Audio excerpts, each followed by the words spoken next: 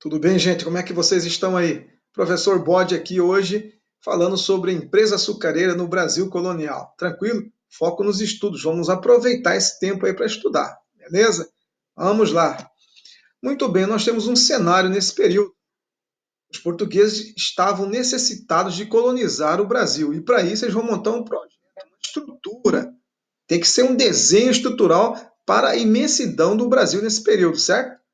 E aí nós vamos estudar especificamente aqui nesse processo a construção disso aqui, ó, os engenhos no Brasil, nessa região do mapa aqui, ó, Nordeste brasileiro, onde ela vai florescer mais ainda, beleza? Lembrando que nós temos aqui fases também definidas como ciclos, fases econômicas. Estudamos aqui o pau-brasil, tá? Mão de obra barata, extrativismo, nativo e assim por diante. Agora, nosso foco é cana-de-açúcar no século XVI. Em aulas futuras, você está vendo aqui, ó, mineração brasileira e, finalmente, o café, aí, todos com mão de obra escrava africana. Tranquilo? Vamos pontuar aqui. Muito bem, qual é a necessidade de ocupar a colônia Brasil? Quais são os desdobramentos nesse período? Por que eles vão fazer isso aí? O que nós vamos ver nessa aula aqui? Dá uma olhada aqui. A origem da empresa açucareira, quando começou, por quê, qual o seu desenvolvimento, a produção do açúcar no Brasil, a formação étnica do povo brasileiro e principalmente os conflitos que aconteceram na era do açúcar. E aí não podemos esquecer a nossa herança, certo? De todo esse processo fica uma herança, um legado cultural, social para a história do Brasil. Muito bem. Qual é o cenário, então, histórico? Qual é o olhar que nós temos que colocar assim? Ó? Qual é o olhar crítico para ver isso aí e perceber que algumas coisas estão mudando? As primeiras relações sociais aqui, ó. Vamos observar essas relações agora. Muito bem. Eu coloquei para vocês aqui que naquele período o cenário maior era o quê? Grandes navegações é o processo. As monarquias absolutistas estão se movimentando em direção ao novo mundo. Nesse movimentar, nós temos o processo de colonização, conquista, descoberta, lembra disso? E quem vai chegar aqui? Brancos, padres, Igreja Católica, e aí a formação nativa nesse período. E logo mais a chegada dos nossos queridos africanos aqui. Tranquilo?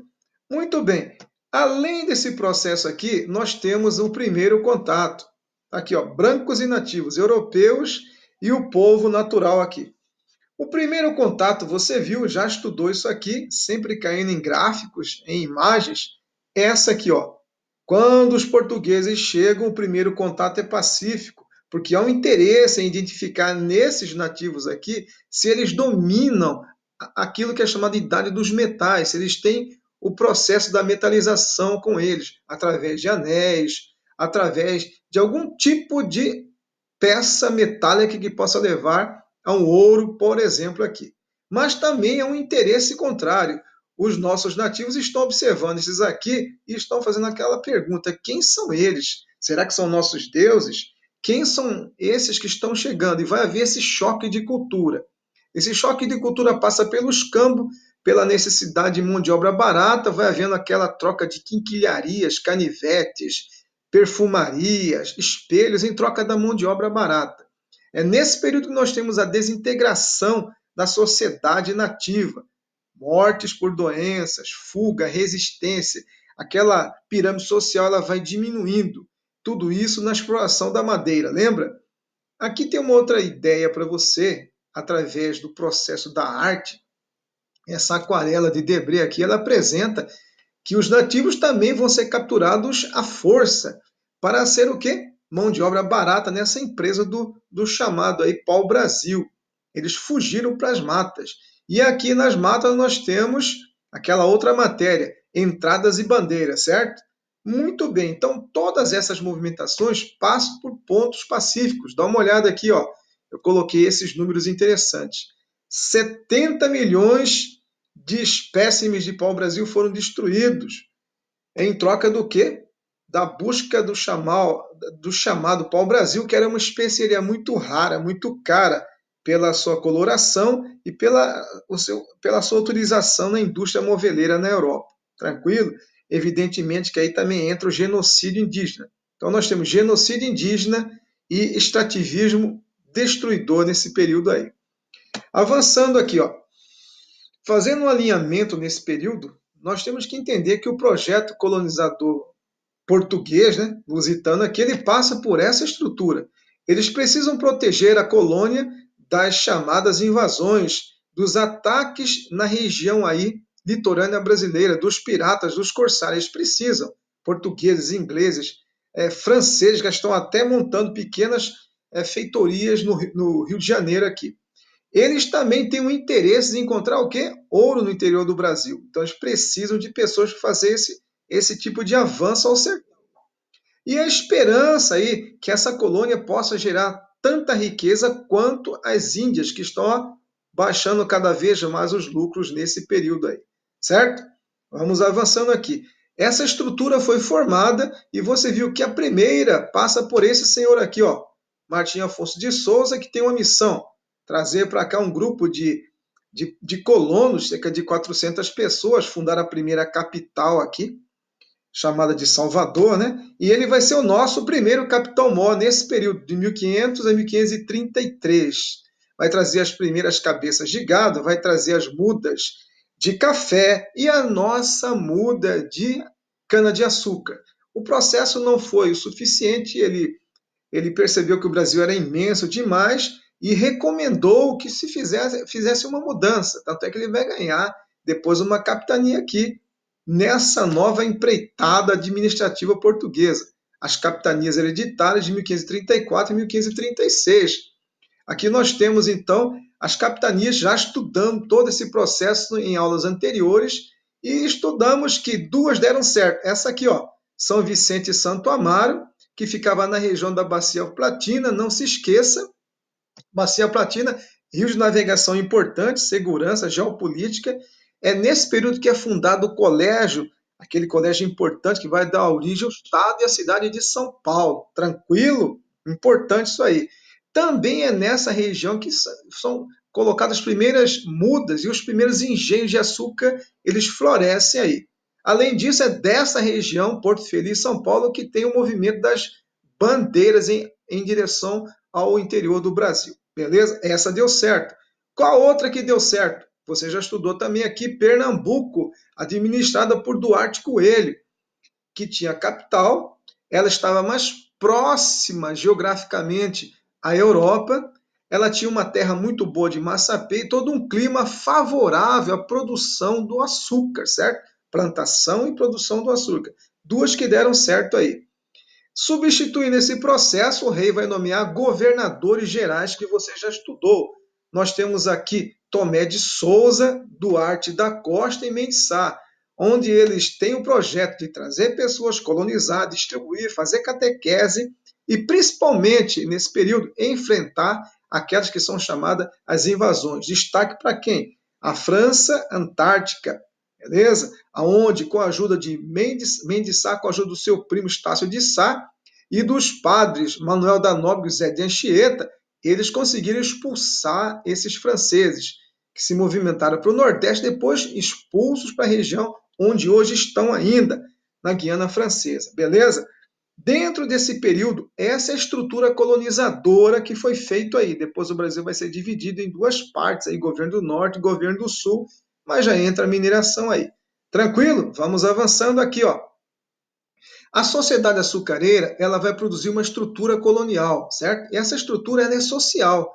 Dá uma olhada aqui, ó, nessa estrutura. Nós temos a sociedade, ela trabalha com os senhores brancos, os escravos africanos, fundamentada no patriarcalismo, ruralismo, monocultura e o chamado plantation, beleza? Não podemos esquecer isso aqui, ó. Dentro dessa estrutura, ó, o que acontece com a mão de obra nativa? Ela vai escasseando, vai morrendo, eles vão fugindo, vão sendo dizimados. E aí nós temos a necessidade de chegar o quê? Uma mão de obra barata também. Essa mão de obra barata vem da onde? Daqui, ó. Você já estudou. Dá uma olhada aqui, ó. Quando os portugueses desceram para fazer o contorno da África, lembra? Em busca de uma nova rota marítima para as Índias, eles tiveram contato com os chamados aqui africanos, e perceberam que eles usavam daquela estrutura de fazer escravos entre eles. Dá uma olhada nessa imagem e você está vendo aqui quais são as principais rotas, né, de migração de escravos para a nossa região, beleza? Dá uma olhada nessa quantidade aqui de escravos que estão chegando na nossa região.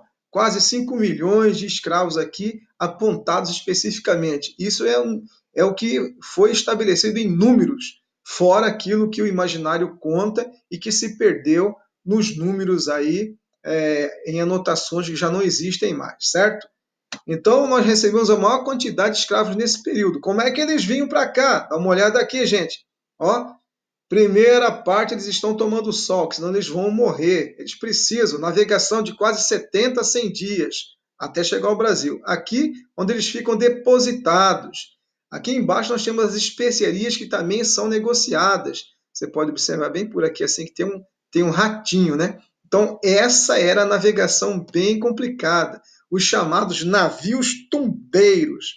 Fiz uma colocação aqui para vocês, ó.